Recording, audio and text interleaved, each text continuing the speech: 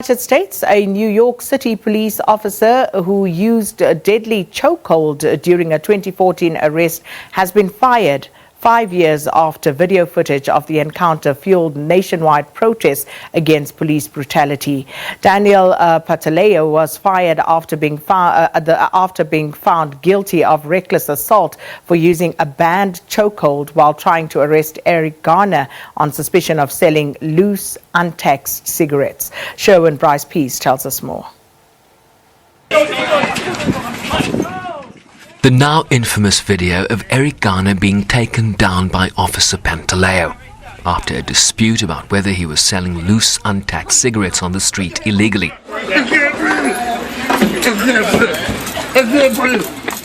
Garner's final words became a rallying cry for protests against police practices as part of a groundswell of demonstrations that fueled the Black Lives Matter movement that sought to highlight the treatment by law enforcement of minority groups in the country.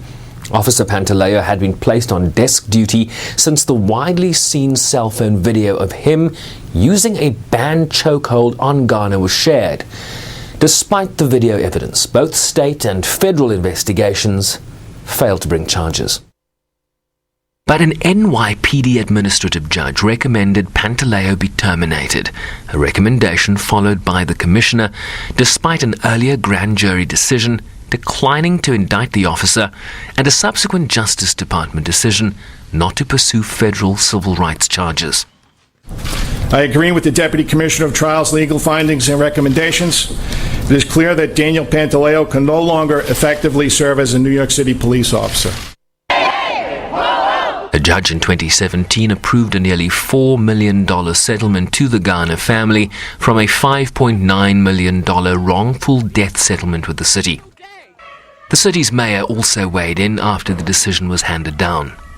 And as all this stretched on, it reinforced the suspicion, as one felt by millions, that justice doesn't exist for people who look like Eric Garner.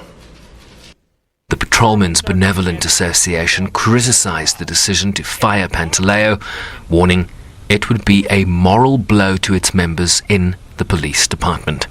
Sherwin Bryce-Pease, SABC News, New York.